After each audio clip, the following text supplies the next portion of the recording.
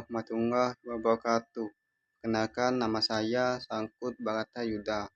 Di sini saya akan melakukan penyuluhan, yaitu tentang pemanfaatan limbah ikan dalam pengolahan hasil perikanan. Adapun yang akan saya bahas, yaitu yang pertama latar belakang, yang kedua jenis-jenis limbah ikan, yang ketiga pemanfaatan limbah ikan, yang keempat proses pengolahan limbah ikan, yang kelima tantangan dalam pemanfaatan limbah ikan, yang keenam contoh pemanfaatan limbah ikan, yang ketujuh kesimpulan, dan yang terakhir yaitu rekomendasi. Baiklah, langsung saja kita masuk ke materi pertama, yaitu latar belakang. Indonesia sebagai negara kepulauan dengan wilayah laut yang luas memiliki potensi perikanan yang sangat besar. Setiap tahun hasil tangkapan ikan di Indonesia mencapai jutaan ton yang menjadi sumber pangan dan ekonomi bagi masyarakat pesisir.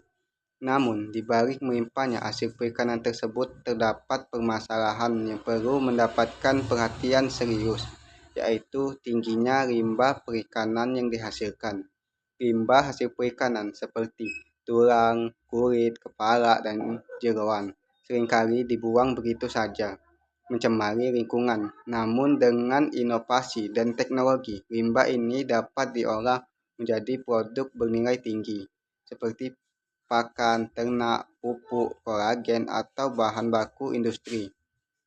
Tujuan dari penyuluhan ini adalah untuk meningkatkan pemahaman masyarakat mengenai potensi limbah ikan yang selama ini belum dimanfaatkan secara optimal. Selain itu, penyuluhan ini juga bertujuan untuk mendorong masyarakat agar dapat mengolah limbah ikan menjadi produk yang bernilai ekonomis, sehingga tidak hanya memberikan manfaat ekonomi, tetapi juga berkontribusi dalam mengurangi limbah yang mencemari lingkungan melalui pemanfaatan limbah ikan secara lebih efisien. Selanjutnya kita masuk ke materi kedua, yaitu jenis-jenis limbah ikan. Yang pertama ada kepala dan tulang ikan. Potensinya adalah sumber protein dan kalsium. Produknya adalah tepung ikan dan bahan pakan ternak. Yang kedua, kulit ikan. Potensinya adalah kaya akan kolagen. Produknya adalah kolagen untuk industri kosmetik dan farmasi. Yang ketiga, jeroan atau isi perut ikan. Potensinya adalah kaya nutrisi untuk pembuatan pupuk organik. Produknya pupuk cair, organik, dan pakan ikan atau ternak. Yang keempat, lendir dan sisi ikan. Potensinya adalah bahan baku industri kosmetik. Produknya bahan pelembab dan skincare. Materi ketiga, yaitu pemanfaatan limbah ikan.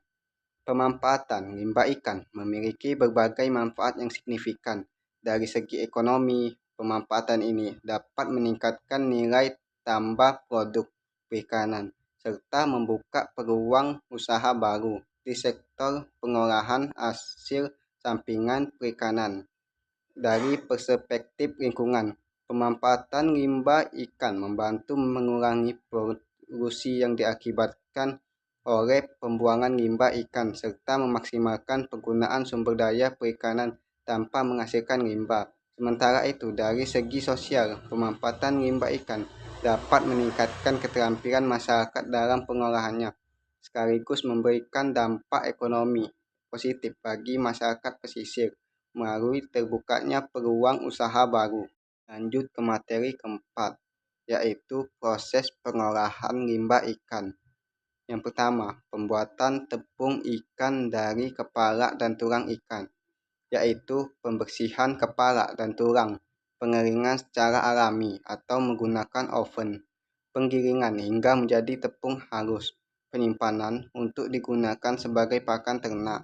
Yang kedua, ekstraksi kolagen dari kulit ikan, yaitu pembersihan kulit ikan, pengolahan dengan bahan kimia untuk mengekstrak kolagen, pengeringan dan pemurnian kolagen. digunakan dalam industri kosmetik dan farmasi. Yang ketiga, pembuatan pupuk organik dari jeroan ikan, yaitu fermentasi jeroan ikan dengan bahan organik lainnya. Proses fermentasi selama 2-3 minggu. Pengemasan dan distribusi pupuk organik cair. Ke materi kelima, yaitu tantangan dalam pemanfaatan limbah ikan. Tantangan yang dihadapi, yang pertama, kurangnya pengetahuan masyarakat tentang teknik pengolahan limbah ikan. Yang kedua, keterbatasan alat dan teknologi untuk pengolahan limbah. Yang ketiga, akses pasar yang terbatas untuk produk olahan limbah ikan. Solusi permasalahan yang pertama, peningkatan pelatihan dan edukasi kepada masyarakat pesisir. Yang kedua, dukungan dari pemerintah dan lembaga swasta dalam penyediaan alat dan teknologi yang tepat guna. Yang ketiga, pembukaan akses pasar melalui platform digital dan kerjasama dengan industri. Keenam, contoh pemanfaatan limbah ikan. Studi kasus pemanfaatan limbah ikan di Jepang menunjukkan bagaimana negara tersebut telah lama memanfaatkan seluruh bagian ikan untuk berbagai produk limbah seperti kulit dan tulang ikan diolah menjadi kolagen serta bahan pakan ternak, menciptakan industri yang bernilai miliaran yen berbasis pada limbah perikanan. Di Indonesia, contoh serupa terlihat di Boyolali, di mana kelompok usaha kecil berhasil mengolah limbah ikan menjadi pupuk organik dan pakan ikan.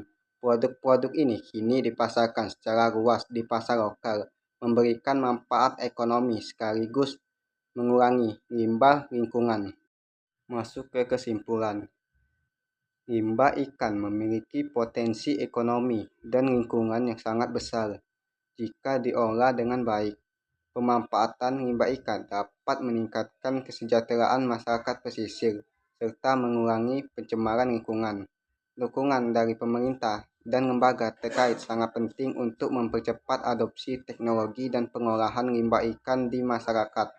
Masuk ke rekomendasi. Perlu adanya pelatihan berkala bagi masyarakat terkait teknologi pengolahan limbah ikan. Kolaborasi dengan pihak industri untuk mengembangkan produk dari limbah ikan. Pemerintah perlu memberikan subsidi atau bantuan alat untuk pengolahan limbah perikanan di wilayah pesisir. Baiklah, itu saja materi yang dapat saya sampaikan pada penyuluhan kali ini. Apabila ada salah kata dan ucapan, saya mohon maaf. Kepada Allah saya mohon ampun. Saya akhiri. Wassalamualaikum warahmatullahi wabarakatuh.